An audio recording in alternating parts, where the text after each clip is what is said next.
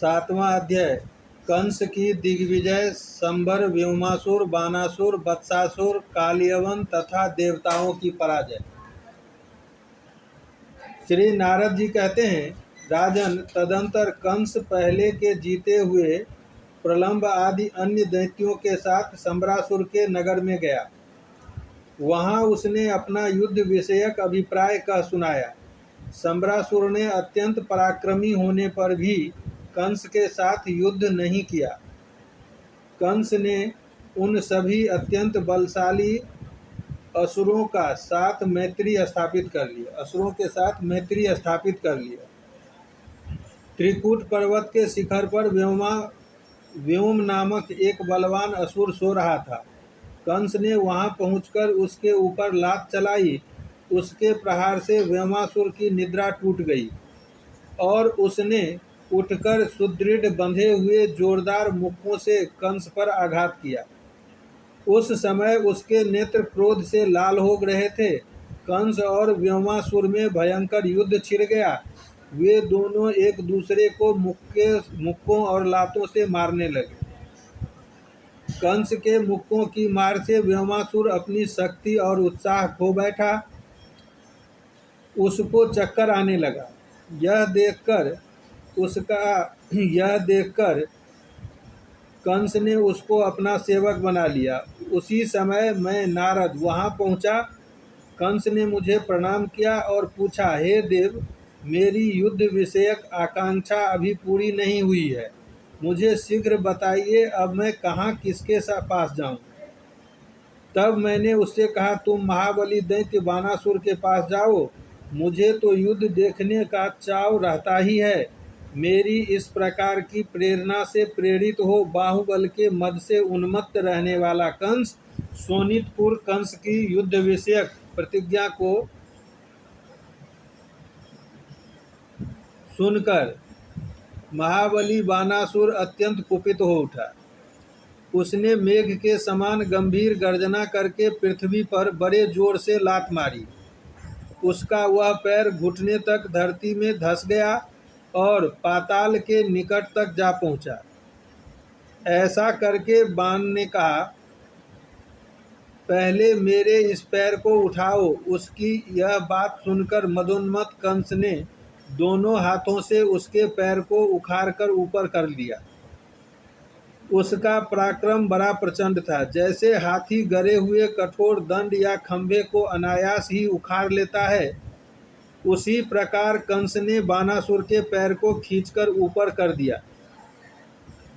उसके पैर के उखड़ते ही पृथ्वी तल के लोक और सातों पाताल हिल उठे। अनेक पर्वत धराशायी हो गए और सुदृढ़ दिग्गज भी अपने स्थान से विचलित हो उठे। अब बानासुर को युद्ध के लिए उद्यत हुआ देख भगवान शंकर स्वयं वहां आ गए और सबको समझा बुझाकर युद्ध से रोक दिया। फिर उन्होंने बलिनंदन बाण से कहा, दैत्यराज, भगवान श्री कृष्ण को छोड़कर भूतल पर दूसरा कोई ऐसा वीर नहीं है जो युद्ध में इसे जीत सकेगा। परशुराम जी ने इसे ऐसा ही वर दिया है और अपना वैष्णव धनुष भी अर्पित कर दिया है। श्री नारद जी कहते हैं, राजन, यूं कहकर साक्षात महेश्वर शिव ने कंस और वानासुर में तत्काल बड़ी शांति के साथ मनोरम सौहार्द स्थापित कर दिया। तदंतर पश्चिम दिशा में महासुर वत्स का नाम सुनकर कंस वहां गया। उस दैत्यराज ने बछड़े का रूप धारण करके कंस के साथ युद्ध छेड़ दिया। कंस ने उस बछड़े की पूंछ पकड़ ली और उसे पृथ्वी पर दे मारा। इसके बाद उसके निवासभूत पर्वत को अपने अधिकार में करके कंस ने मलेच्छ देशों पर धावा किया। मेरे मुख से महाबली दैत्य कंस के आक्रमण का समाचार सुनकर कालयवन उसका सामना करने के लिए निकला। उसकी दाढ़ी मूछ का रंग लाल था और उसने हाथ में गदा ले रखी थी। कंस ने भी लाख भार लोहे की बनी हुई अपनी गदा लेकर यवनराज पर चलाई और सिंह के समान गर्जना की। उस समय कंस और काल यवन में बड़ा भयानक गदा युद्ध हुआ। दोनों की गदाओं से आग की चिंगारियां बरस रही थी। वे दोनों गदाएं परस्पर टकराकर चूर चूर हो गई। तब कंस ने काल यवन को पकड़कर उसे धरती पर दे मारा और पुनः उठकर उसे पटक दिया। इस तरह उसने उस यवन को मृतक तुल्य बना दिया। यह देख काल यवन की सेना कंस पर बाणों की वर्षा करने लगी। तब बलवान दैत्यराज कंस ने गदा की मार से उस सेना का कचूमर निकाल दिया। बहुत से हाथियों, घोड़ों, उत्तम रथों और वीरों को धराशायी करके गदा युद्ध करने वाला वीर कंस सम्रांगन में मेघ के समान गर्जना करने लगा। फिर तो सारे मलेच्छ सैनिक रणभूमि छोड़कर भाग निकले। कंस बड़ा नीतिज्ञ था। उसने भयभीत होकर भागते हुए मलेच्छों पर आघात नहीं किया। कंस के पैर ऊंचे थे, दोनों घुटने बड़े थे, जांघ खंभों के समान जान पड़ती थी। उसका कटी प्रदेश पतला, वक्षस्थल किवारों के समान चौड़ा और कंधे मोटे थे। उसका शरीर हिष्ट-पुष्ट, कद ऊंचा और भुजाएं विशाल थी। नेत्र प्रफुल्लित कमल के समान प्रतीत होते थे। सिर के बाल बड़े बड़े थे। देह की कांति अरुण थी। उसके अंगों पर काले रंग का वस्त्र सुशोभित था। मस्तक पर किरीट, कानों में कुंडल, गले में हार और वक्ष पर कमलों की माला शोभा दे रही थी। वह प्रलय के सूर्य के भांति तेजस्वी जान पड़ता था। खड्ग, तुनीर, कवच और मुदगर आदि संपन्न धनुर्धर एवं मदमत वीर कंस आदि से संपन्न धनुर्धर एवं मदमत वीर कंस देवताओं को जीतने के लिए अमरावती पुरी पर जा चढ़ा। चाणूर, मुष्टिक, अरिष्ट, सल, तोसल, केसी, प्रलंब, बक, द्विविध, तृणाव्रत, अघासुर, कूट, भौम, बाण, संबर, व्योम, धेनुक और वत्स नामक असुरों के साथ कंस ने अमरावती पुरी पर चारों ओर से घेरा डाल दिया। कंस आदि असुरों को आया देख त्रिभुवन सम्राट देवराज इंद्र समस्त देवताओं को साथ ले रोषपूर्वक युद्ध के लिए निकले। उन दोनों दलों में भयंकर एवं रोमांचकारी तुमुल युद्ध होने लगा। दिव्य शस्त्रों के समूह तथा चमकीले तीखे बाण छूटने लगे। इस प्रकार शस्त्रों की बौछार से वहां अंधकार सा छा गया। उस समय रथ पर बैठे हुए सुरेश्वर इंद्र ने कंस पर विद्युत के समान कांतिमान 100 धार वाला वज्र छोड़ा, किंतु उस महान असुर ने इंद्र के वज्र पर मुदगर से प्रहार किया। इससे वज्र की धारें टूट गई और वह युद्ध भूमि में गिर पड़ा। तब वज्रधारी ने वज्र छोड़कर बड़े रोष के साथ तलवार हाथ में ली और भयंकर सिंहनाद करके तत्काल कंस के मस्तक पर प्रहार किया। परंतु जैसे हाथी को फूल की माला से मारा जाए और उसको कुछ पता न लगे, उसी प्रकार खड्ग से आहत होने पर भी कंस के सिर पर खरोंच तक नहीं आई। उस दैत्यराज ने अष्ट धातुमयी मजबूत गदा, जो लाख भार लोहे के बराबर भारी थी, लेकर इंद्र पर चलाई। उस गदा को अपने ऊपर आती देख नमुची सूदन वीर देवेंद्र ने तत्काल हाथ से पकड़ लिया और उसे उस दैत्य पर ही दे मारा। इंद्र के रथ का संचालन मातिल कर रहे थे और देवेंद्र शत्रु दल का दलन करते हुए युद्ध भूमि में विचर रहे थे। कंस ने परिधि लेकर असुरद्रोही इंद्र के कंधे पर प्रहार किया। उस प्रहार से देवराज क्षण भर के लिए मूर्छित हो गए। उस समय समस्त मरुदगणों ने गिद्ध के पंख वाले चमकीले बाण समूहों से कंस को उसी तरह ढक दिया जैसे वर्षा काल के सूर्य को मेघमालाएं आच्छादित कर देती है। यह देख 1000 भुजाओं से युक्त बलवान वीर बाणासुर ने बारंबार धनुष की टंकार करते हुए अपने बाण समूहों से उन मरुदगणों को घायल करना आरंभ कर दिया।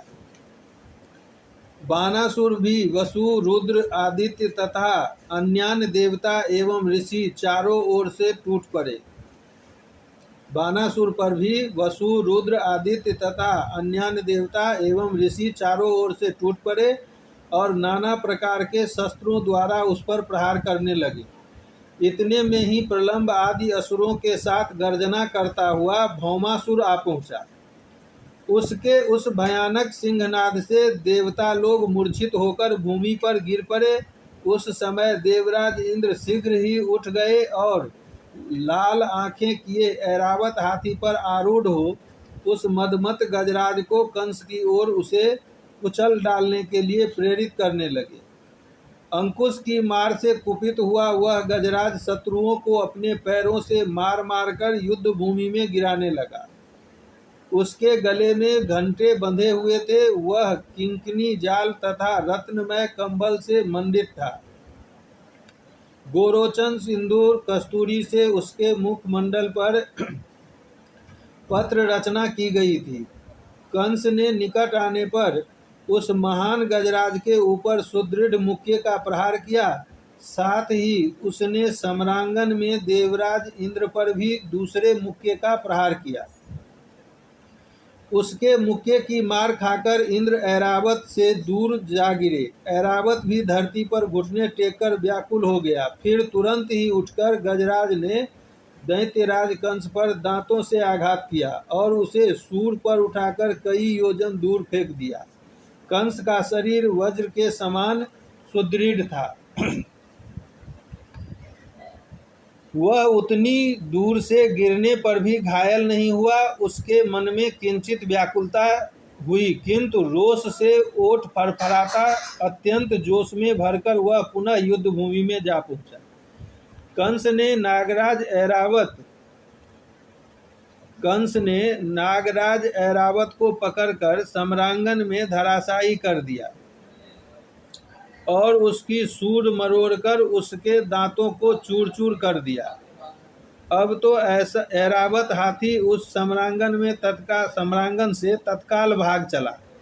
वह बड़े बड़े वीरों को गिराता हुआ देवताओं की राजधानी अमरावतीपुरी में जा घुसा। तदंतर दैत्यराज कंस ने वैष्णव धनुष पर प्रत्यंचा चढ़ाकर बाण समूहों तथा धनुष की टंकारों से देवताओं को खदेड़ना आरंभ किया। कंस की मार पड़ने से देवताओं के होश उड़ गए और वे चारों दिशाओं में भाग निकले। कुछ देवताओं ने रणभूमि में अपनी शिखाएं खोल दी और हम डरे हुए हैं, हमें न मारो, इस प्रकार कहने लगे। कुछ लोग हाथ जोड़कर अत्यंत दीन की भांति खड़े हो गए और अस्त्र शस्त्र नीचे डालकर उन्होंने अपने अधोवस्त्र की लौंग भी खोल डाली। कुछ लोग अत्यंत व्याकुल हो युद्ध स्थल में राजा कंस के सम्मुख खड़े होने तक का साहस न कर सके। इस प्रकार देवताओं को भगा हुआ देख वहां के छत्र युक्त सिंहासन को साथ लेकर नरेश्वर कंस समस्त दैत्यों के साथ अपनी राजधानी मथुरा को लौट आया। इस प्रकार श्री गर्ग संहिता में गोलोक खंड के अंतर्गत नारद बहुलाश्व संवाद में कंस की दिग्विजय नामक 7वां अध्याय पूरा हुआ। 8वां अध्याय सुचंद्र और कलावती के पूर्व पुण्य का वर्णन, उन दोनों का वृषभानु तथा कीर्ति के रूप में अवतरण। श्री गर्ग जी कहते हैं, सौनक राजा बहुलाश्व का हृदय भक्ति भाव से परिपूर्ण था। हरि भक्ति में उनकी अविचल निष्ठा थी।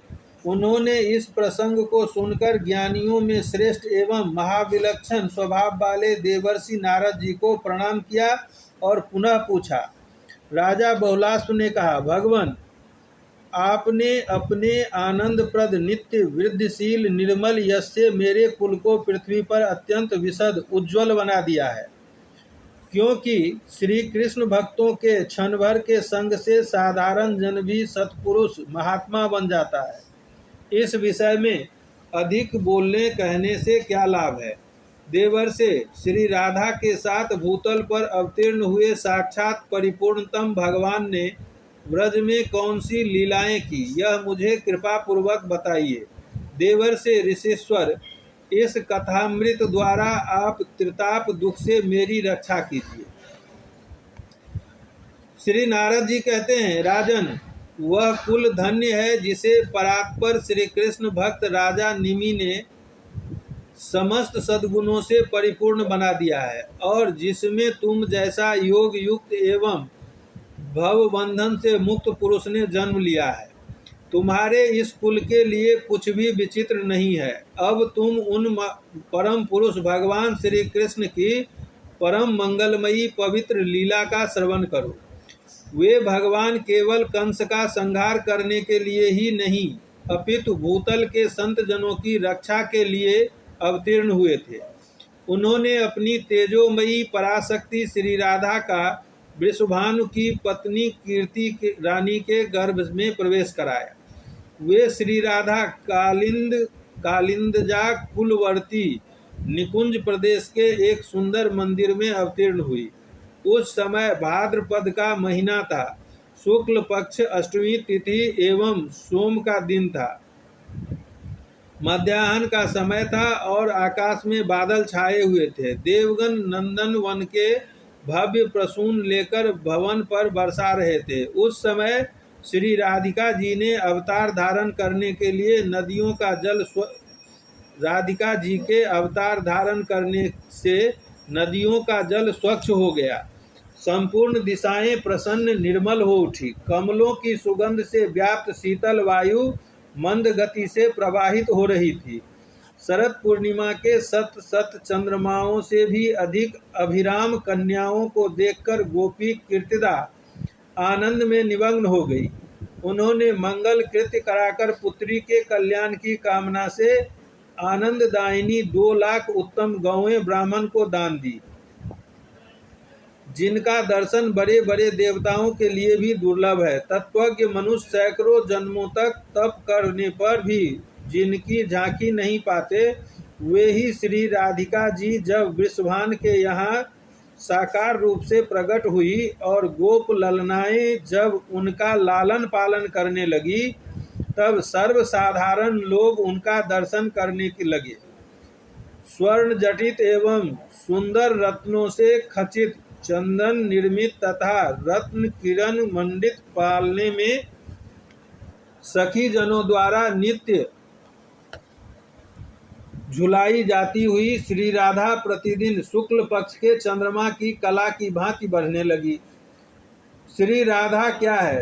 रास की रंग स्थली को प्रकाशित करने वाली चंद्रिका वृषभानु, मंदिर की दीपावली, गोलोक चूड़ामणि, श्री कृष्ण के कंठ की हारावली। मैं उन्हीं पराशक्ति का ध्यान करता हुआ भूतल पर विचरता रहता हूँ। राजा बहलास ने पूछा, मुनि, वृषभान जी का सौभाग्य अद्भुत है, अवर्णनीय है, क्योंकि उनके यहाँ श्री राधिका जी स्वयं पुत्री रूप से अवतीर्ण हुई। कलावती और सुचंद्र ने पूर्व जन्म में कौन सा पुण्य कर्म किया था जिसके फलस्वरूप उन्हें यह सौभाग्य प्राप्त हुआ। श्री नारद जी कहते हैं, राजन, राजेश्वर महाभाग सुचंद्र राजा नृग के पुत्र थे। परम सुंदर सुचंद्र चक्रवर्ती नरेश थे। उन्हें साक्षात भगवान का अंश माना जाता है। पूर्व काल में आर्यमा प्रभृत पितरों के यहाँ 3 मानसी कन्याएं उत्पन्न हुई थी। वे सभी परम सुंदरी थी। उनके नाम थे कलावती, रत्नमाला और मेनका। पितरों ने स्वेच्छा से ही कलावती का हाथ श्री हरि के अंशभूत बुद्धिमान सुचंद्र के हाथ में दे दिया, रत्नमाला को विदेह राज के हाथ में और मेनका को हिमालय के हाथ में अर्पित कर दिया। साथ ही विधि पूर्वक दहेज की वस्तुएं भी दी। महामते, रत्नमाला से सीता जी और मेनका के गर्भ से पार्वती जी प्रकट हुई। इन दोनों देवियों की कथाएं पुराणों में प्रसिद्ध है। तदंतर कलावती को साथ लेकर महाभाग सुचंद्र गोमती के तट पर नैमिष नामक वन में गए। उन्होंने ब्रह्मा जी की प्रसन्नता के लिए तपस्या आरंभ की। वह तप देवताओं के कालमान से 12 वर्षों तक चलता रहा। तदंतर ब्रह्मा जी वहां पधारे और बोले, वर मांगो। राजा के शरीर पर दीमकें चढ़ गई थी। ब्रह्मवाणी सुनकर वे दिव्य रूप धारण करके बांबी से बाहर निकले। उन्होंने सर्वप्रथम ब्रह्मा जी को प्रणाम किया और कहा, मुझे दिव्य परात्पर मोक्ष प्राप्त हो। राजा की बात सुनकर साध्वी रानी कलावती का मन दुखी हो गया। अतः उन्होंने ब्रह्मा जी से कहा, पितामह, पति ही नारियों के लिए सर्वोत्कृष्ट देवता माना गया है। यदि ये मेरे पति देवता मुक्ति प्राप्त कर रहे हैं तो मेरी क्या गति होगी? इनके बिना मैं जीवित नहीं रहूंगी। यदि आप इन्हें मोक्ष देंगे तो मैं पति सहचर्य में विक्षेप करने के कारण विहल होकर आपको शाप दे दूंगी। ब्रह्मा जी ने कहा, देवी, मैं तुम्हारे शाप के भय से अवश्य डरता हूँ, किंतु मेरा दिया हुआ वर कभी विफल नहीं हो सकता। इसलिए तुम अपने पति के साथ स्वर्ग में जाओ। वहाँ स्वर्ग सुख भोग कर कालांतर में फिर पृथ्वी पर जन्म लोगी। द्वापर के अंत में भारतवर्ष में गंगा और यमुना के बीच तुम्हारा जन्म होगा। तुम दोनों से जब परिपूर्णतम भगवान की प्रिया साक्षात श्री राधिका जी पुत्री रूप में प्रकट होंगी, तब तुम दोनों साथ ही मुक्त हो जाओगे। कहते हैं, ब्रह्मा जी ने कहा, देवी, मैं तुम्हारे शाप के भय से, इन्होंने कहा, जो आप अगर हमारे पति को मोक्ष दे देंगे तो पति की सेवा से मैं वंचित हो जाऊंगी, इससे मैं विहल हो जाऊंगी और फिर मैं आपको शाप दे दूंगी। तो ब्रह्मा जी कहते हैं, देवी, मैं तुम्हारे शाप के भय से अवश्य डरता हूँ, किंतु मेरा दिया हुआ वर कभी खाली नहीं जाता, विफल नहीं हो सकता। इसलिए तुम अपने पति के साथ स्वर्ग में जाओ। वहाँ स्वर्ग सुख भोग कर कालांतर में पृथ्वी पर जन्म लोगी। द्वापर के अंत में भारतवर्ष में गंगा और यमुना नदी के बीच में तुम्हारा जन्म होगा। तुम दोनों से जब परिपूर्णतम भगवान की प्रिया साक्षात श्री राधिका जी पुत्री रूप में प्रकट होंगी, तब तुम दोनों एक साथ ही मुक्त हो जाओगे। वृषभान और कीर्ति मैया को ये कहा गया है। श्री नारद जी कहते हैं, इस प्रकार ब्रह्मा जी के दिव्य एवं अमोघ वर से कलावती और सुचंद्र दोनों की भूतल पर उत्पत्ति हुई। वे ही कीर्ति तथा वृषभानु हुए। कलावती कन्याकुब्ज देश कन्नौज में राजा भलनंदन के यज्ञ कुंड से प्रकट हुई। उस दिव्य कन्या को अपने पूर्व जन्म की सारी बातें स्मरण थी। सूर्यभानु के घर सुचंद्र का जन्म हुआ। उस समय वे श्री वृषभानु नाम से विख्यात हुए। उन्हें भी पूर्व जन्म की स्मृति बनी रही। वे गोपों में श्रेष्ठ होने के साथ ही दूसरे कामदेव के समान परम सुंदर थे। परम बुद्धिमान नंदराज जी ने इन दोनों का विवाह संबंध जोड़ा था। उन दोनों को पूर्व जन्म की स्मृति थी ही, अतः वह एक दूसरे को चाहते भी थे और दोनों की इच्छा से ही यह संबंध हुआ। जो मनुष्य वृषभानु और कलावती के इस उपाख्यान को श्रवण करता है वह संपूर्ण पापों से छूट जाता है और अंत में भगवान श्री कृष्णचंद्र के सायुज्य को प्राप्त कर लेता है। इस प्रकार श्री गर्ग संहिता में गोलोक खंड के अंतर्गत नारद बहुलाश्व संवाद में श्री राधिका जी के पूर्व जन्म का वर्णन नामक 8वां अध्याय पूरा हुआ।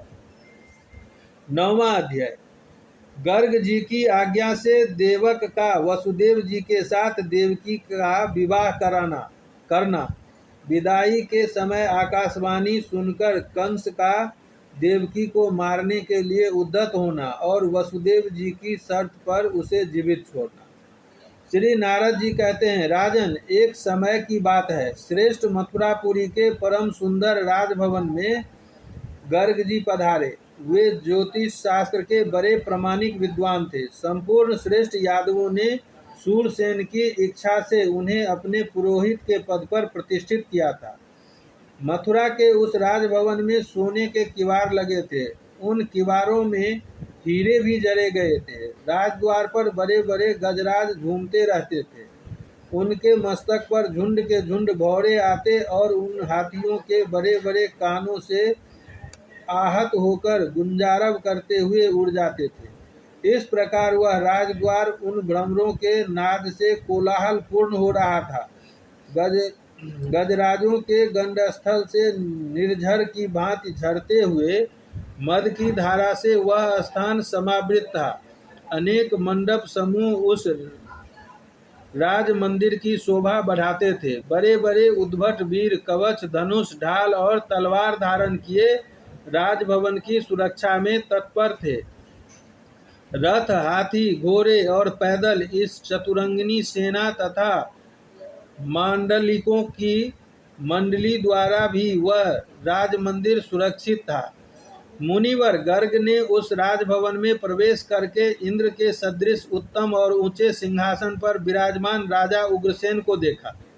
अक्रूर, देवक तथा कंस उनकी सेवा में खड़े थे और राजा छत्र चंदोबे से सुशोभित थे तथा उन पर चंवर डुलाए जा रहे थे। मुनि को उपस्थित हुआ देख राजा उग्रसेन सहसा सिंहासन से उठकर खड़े हो गए। उन्होंने अन्यान यादवों के साथ उन्हें प्रणाम किया और सुभद्र पीठ पर बिठाकर उनकी सम्यक प्रकार से पूजा की। फिर स्तुति परिक्रमा करके वे उनके सामने विनीत भाव से खड़े हो गए। गर्ग मुनि ने राजा को आशीर्वाद देकर समस्त राज परिवार का कुशल मंगल पूछा। फिर उन महात्मा महर्षि ने नीतिवेता यदुश्रेष्ठ देवक से कहा। श्री गर्ग जी बोले, राजन, मैंने बहुत दिनों तक इधर उधर ढूंढा और सोचा विचारा है। मेरी दृष्टि में वसुदेव जी को छोड़कर भूमंडल के नरेशों में दूसरा कोई देवकी के योग्य वर नहीं है। इसलिए नरदेव वसुदेव को ही वर बनाकर उन्हें अपनी पुत्री देवकी को सौंप दो और विधि पूर्वक दोनों का विवाह करा दो।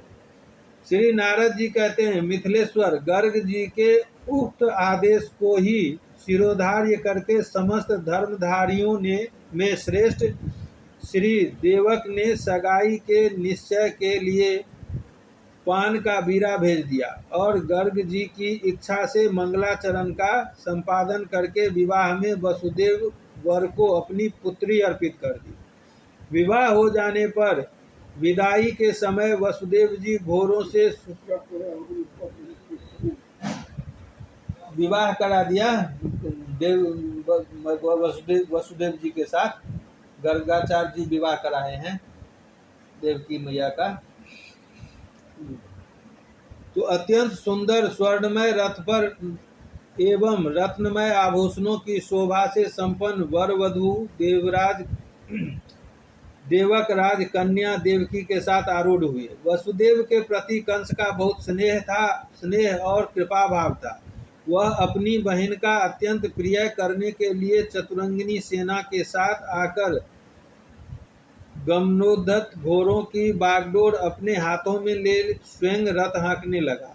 उस समय देवक ने अपनी पुत्री के लिए उत्तम दहेज के रूप में 1000 दासियां, 10,000 हाथी, 10 लाख घोड़े, 1 लाख रथ और 2 लाख गौएं प्रदान की थी। उस विदा काल में भेरी, उत्तम मृदंग, गोमुख, धंधुरी, वीणा, ढोल और वेणु आदि का वाद्यों का और साथ जाने वाले यादवों का महान कोलाहल हुआ। उस समय मंगल गीत गाए जा रहे थे और मंगल पाठ भी हो रहा था। उसी समय आकाशवाणी ने कंस को संबोधित करके कहा, अरे मूर्ख कंस, घोड़ों की बागडोर हाथ में लेकर जिसे रथ पर बैठाए लिए जा रहा है, इसकी 8वीं संतान अनायास ही तेरा वध कर डालेगी। तू इस बात को नहीं जानता। कंस सदा दुष्टों का ही साथ करता था। स्वभाव से ही वह अत्यंत खल दुष्ट था। लज्जा तो उसे छू नहीं गई थी। वह निर्दय होने के कारण बड़े भयंकर कर्म कर डालता था। उसने तीखी धार वाली तलवार हाथ में उठा ली, बहन के केस पकड़ लिए और उसे मारने का निश्चय कर लिया। उस समय बाजे वालों ने बाजे बंद कर दिए। जो आगे थे वे चकित होकर पीछे देखने लगे। सबके मुंह पर मुर्दनी छा गई। ऐसी स्थिति में सत्पुरुषों में श्रेष्ठ श्री वसुदेव जी ने कंस से कहा। श्री वसुदेव जी बोले, भोजेंद्र, आप इस वंश की कीर्ति का विस्तार करने वाले हैं। भौमासुर, जरासंध, बकासुर, बत्सासुर और बानासुर सभी योद्धा आपसे लड़ने के लिए युद्ध भूमि में आए, किंतु उन्होंने आपकी प्रशंसा ही की। वे ही आप तलवार से बहन का वध करने को कैसे उद्यत हो गए। बकासुर की बहन पूतना आपसे आपके पास आकर लड़ने की इच्छा करने लगी, किंतु आपने राजनीति के अनुरूप बर्ताव करने के कारण स्त्री समझकर उसके साथ युद्ध नहीं किया। उस समय शांति स्थापना के लिए आपने पूतना को बहन के तुल्य बनाकर छोड़ दिया। फिर यह तो आपकी साक्षात बहन है, किस विचार से आप इस अनुचित कार्य को करने में लग गए। मथुरा नरेश, यह कन्या यहाँ विवाह के शुभ अवसर पर आई है। आपकी छोटी बहन है, बालिका है, पुत्री के समान दयनीय दया का पात्र है। यह सदा आपको सद्भावना प्रदान करती रहती है, अतः इसका वध करना आपके लिए कदापि उचित नहीं है। आपकी चित्त वृत्ति तो दीन दुखियों के दुख दूर करने में ही लगी रहती है। श्री नारद जी कहते हैं, राजन, इस प्रकार वसुदेव जी के समझाने पर भी अत्यंत खल और कुसंगी कंस ने उनकी बात नहीं मानी। तब वसुदेव जी ने यह भगवान का विधान है अथवा काल की ऐसी ही गति है, यह समझकर भगवत शरणापन्न हो पुनः कंस से बोले। श्री वसुदेव जी ने कहा, राजन, इस देवकी से तो आपको भय नहीं है। आकाशवाणी ने जो कुछ कहा है उसके विषय में मेरा विचार सुनिए। मैं इसके गर्भ से उत्पन्न सभी पुत्र आपको दे दूंगा, क्योंकि उन्हीं से आपको भय है, अतः व्यथित न होइए। श्री नारद जी कहते हैं, मिथिलेश्वर, कंस ने वसुदेव जी के निश्चय पूर्वक कहे गए वचन पर विश्वास कर लिया, अतः उनकी प्रशंसा करके वह उसी क्षण घर को चला गया। इधर वसुदेव जी भी भयभीत हो देवकी के साथ अपने भवन को पधारे। इस प्रकार श्री गर्ग संहिता में गोलोक खंड के अंतर्गत नारद बहुलाश संवाद में वसुदेव के विवाह का वर्णन नामक 9वां अध्याय पूर्ण हुआ। विश्राम कर दूं। जय जय श्री राधे श्याम निताय गौर हरि बोल। सद्गुरुदेव भगवान की जय। नित्यानंद गौरांग महाप्रभु की जय। जय जय श्री राधे श्याम निताय गौर हरि बोल।